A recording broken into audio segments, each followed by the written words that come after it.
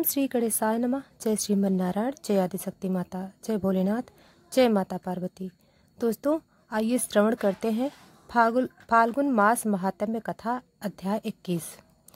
इस अध्याय में श्री मैत्रेय जी कहते हैं, मेरी अवस्था कुछ ढल गई है और इसके लिए मैंने इस लोक में जन्म लिया था। उस प्रजा रक्षक रूप स्वराज आज्ञा का पालन भी हो चुका है। अतः अब मुझे अंतिम पुरुषार्थ मोक्ष के लिए प्रयत्न करना चाहिए। यह सोचकर महाराज पृथु जी ने अपने वीर में रोती हुई अपनी पुत्री रूप में पृथ्वी का भार पुत्रों को सौंप दिया। सारी प्रजा को लत्ती छोड़कर वे अपनी पत्नी सहित अकेले ही तपोवन में चल दिए।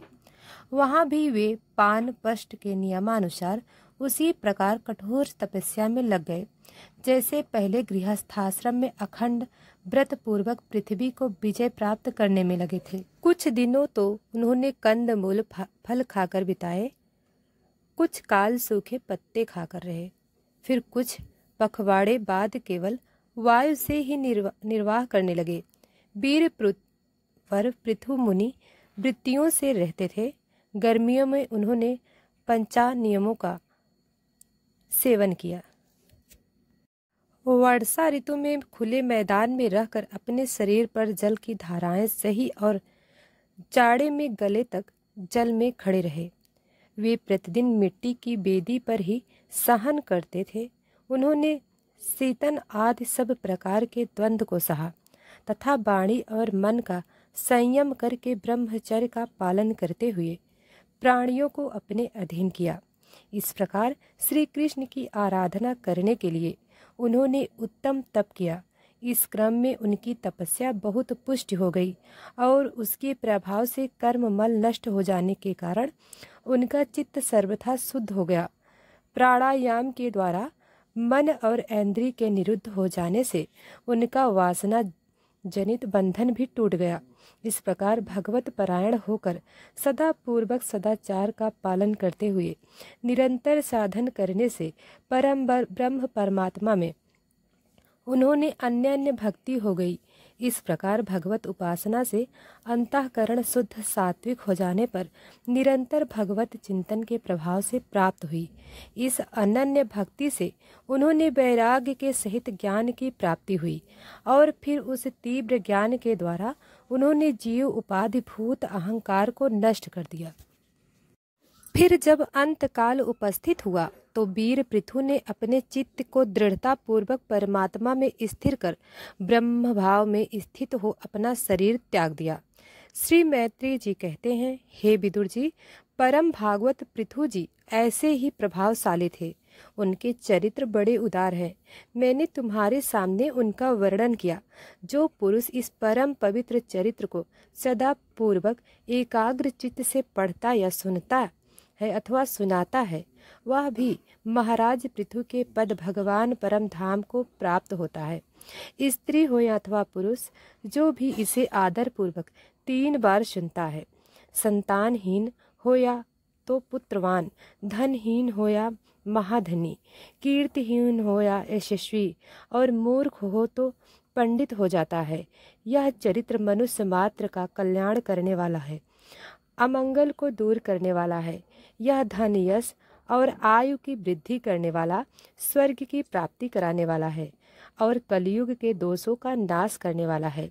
यह धर्माधर्म की प्राप्ति में बड़ा सहायक है। इसलिए जो लोग धर्म अर्थ काम और मोक्ष को भली भांति सिद्ध करना चाहते हैं, उन्हें इसका श्रद्धा प्रयोग श्रवण करना चाहिए। मनुष्यों को चाहिए कि अन्य सब प्रकार की आसक्ति छोड़कर भगवान में विशुद्ध निष्काम भक्ति भाव रखते हुए महाराज पृथु के इस निर्मल चरित्र को सुनावें और पढ़ें। विदु जी, मैंने भगवान के महात्म्य को प्रकट करने वाला यह पवित्र चरित्र तुम्हें सुना दिया। इसमें प्रेम करने वाला पुरुष महाराज पृथु के सी गति पाता है। जो पुरुष इस पृथु चरित्र का प्रतिदिन आदर पूर्वक निष्काम भाव से श्रवण या कीर्तन करता है, उसका जिनके चरण संसार सागर को पार करने के लिए नौका के समान है। उन श्री हरि में सुदृढ़ अनुराग हो जाता है। श्री मैत्री जी कहते हैं, विदु जी महाराज, पृथु के बाद उनके पुत्र परम यशस्वी विजेता स्वराजा हुए। उनका अपने छोटे भाइयों पर बड़ा स्नेह था, इसलिए उन्होंने चारों को एक एक दिशा का अधिकार सौंप दिया। राजा विजेता स्वयं ने अध्यक्ष को पूर्व, धूमर केश को दक्षिण, वृक्ष को पश्चिम और द्रवण को उत्तर दिशा का राज्य दिया। उन्होंने इंद्र के अंतर्ध्यान होने की शक्ति प्राप्त की, इसलिए उन्हें अंतर्ध्यान भी कहते थे। उनकी पत्नी का नाम शिखंडी था। उससे उनके 3 सुपुत्र हुए। उनके नाम पावक, पवमान और सूची थे।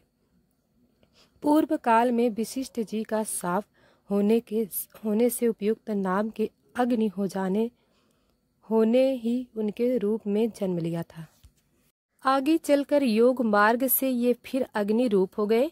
अंतर्ध्यान के नस्पति नाम की पत्नी से एक पुत्र रत्न हविधान प्राप्त हुआ। महाराज अंतर्ध्यान बड़े उदार पुरुष थे।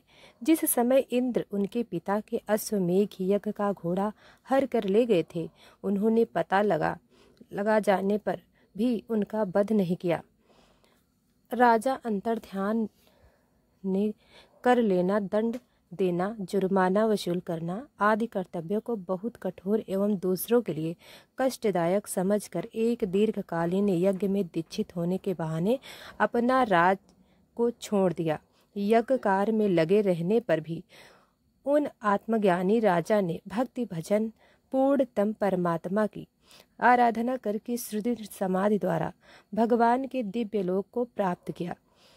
विदुर जी हरधान की पत्नी हरधानी ने विशद गए शुक्ल कृष्ण सत्य अर्जित व्रत नाम के 6 पुत्र पैदा किए। गुरु श्रेष्ठ विदुर जी इनमें हवि नाम के पुत्र महाभाग्य, यजाद, कर्मकांड और योगाभ्यास में कुशल थे। उन्होंने प्रजापति का पद प्राप्त किया। उन्होंने एक स्थान के बाद दूसरे स्थान में लगातार इतने यज्ञ किए, यह सारी भूमि पूर्व की ओर अग्रभाग करके फैलाए हुए कुशों से पट गई थी।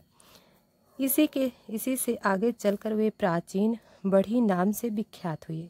राजा प्राचीन बढ़ी ने ब्रह्मा जी के कहने से समुद्र की कन्या शतदूति से विवाह किया। शतदूति के गर्भ से प्राचीन बध के प्रचिता नाम के 10 पुत्र हुए। सब बड़े ही धर्माज तथा एक से नाम और आचरण वाले थे। जब पिता ने उन्हें संतान उत्पन्न करने का आदेश दिया, तब उन सब ने तपस्या करने के लिए समुद्र में प्रवेश किया। वहाँ 10,000 वर्ष तक तपस्या करते हुए उन्होंने तप का फल देने वाले श्री हरि की आराधना की। घर से तपस्या करने के लिए जाते समय मार्ग में श्री महादेव जी ने उन्हें दर्शन देकर कृपा पूर्वक जिस तत्व का उपदेश दिया था, उसी का वे एकाग्रता पूर्वक ध्यान, जप और पूजन करते रहे। तो इसी के साथ यह अध्याय समाप्त हुआ। इसके आगे की कथा हम कल सुनाएंगे। तो दोस्तों, वीडियो को लाइक सब्सक्राइब अभी तक नहीं किया है तो अभी कर लें। धन्यवाद।